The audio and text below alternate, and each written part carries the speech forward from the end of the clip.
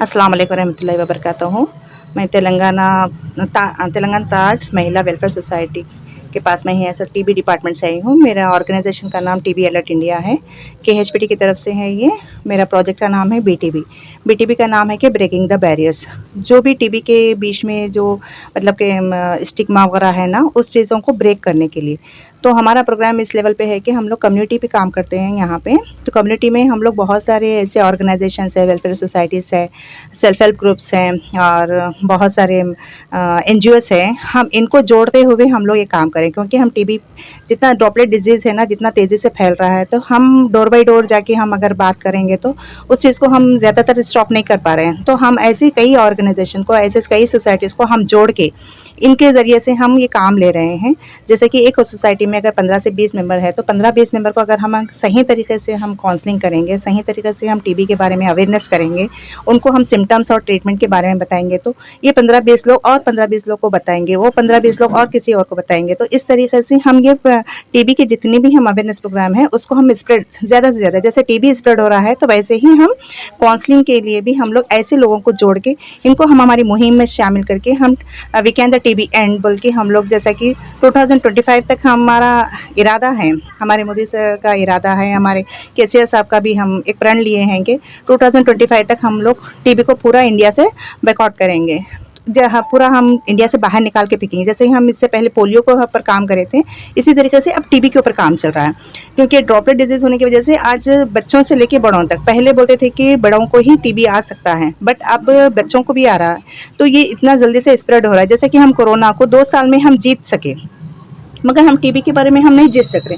क्यों नहीं जीत सक रहे? कि टीबी है बोले तो हम एक स्टिग्मा में आ जाते हैं कि अरे टीबी है। अगर जैसे कि मेरी फैमिली में मेरी बच्ची को अगर टीबी हो गया तो मैं सिर्फ वहीं पे मेरे को ही मालूम होता, कि यहाँ तक कि हम हमारे फादर को ही मालूम नहीं कर सकते, क्योंकि टीबी हो गया बोले तो शायद उसके रिश्ते नहीं होंगे, शायद उसको कुछ बोलेंगे, कुछ भी ऐसा रहेगा। तो ये स्टिग्मा जो डर है, पब्लिक में डर है, तो है वो 6 महीने की ही बीमारी है, 6 महीने की ही बीमारी है, छोटी सी बीमारी है। मगर इसको छुपा छुपा के रखने से एक घर में अगर एक पेशेंट टीबी का रहा तो फिर 2-3 साल के अंदर वही घर में से फिर 2-3 पेशेंट्स बाहर आ रहे हैं।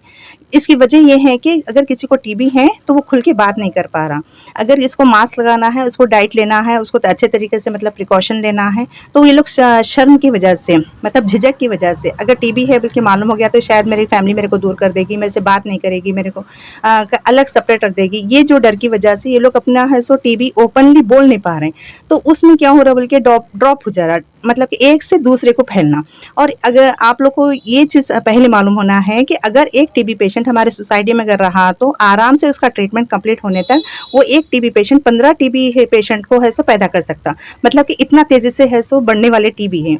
तो इसमें आके यहाँ पे सिर्फ एक स्टिग्मा पे हम काम करते हैं कि ये स्टिग्मा इसलिए नहीं रहना है कि हमारे को अगर टीबी है तो हम ओपनली बोलो कि 15 दिन से ज़्यादा खांसी है, बुखार है, चेस्ट पेन है, वेट लॉस होना, ये 4 सिम्टम्स है। ये 4 सिम्टम्स अगर किसी में भी अगर दिख रहा है तो ये फ़ौरन से हॉस्पिटल जाएँ और वहाँ पे जो भी टेस्ट डॉक्टर रेफ़र करेंगे वो टेस्ट कराएँ।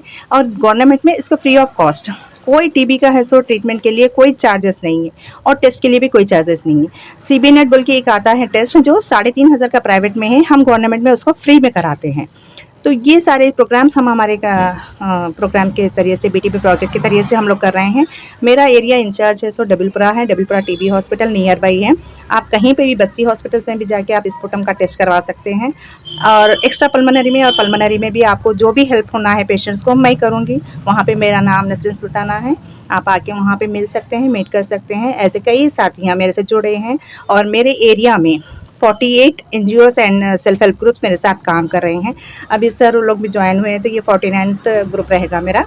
तो मैं होप करती हूँ कि आप लोग भी हमारा सपोर्ट करें और TB end of the TB हम करने के लिए अभी आप तक लोग कितने को अवेयरनेस प्रोग्राम करे अभी आप? मैं देखिए 2022 में मैं ज्वाइन हुई हूँ, तो तब से मेरा हर महीने में 48 ग्रुप्स को मैं है सो टच करती हूँ।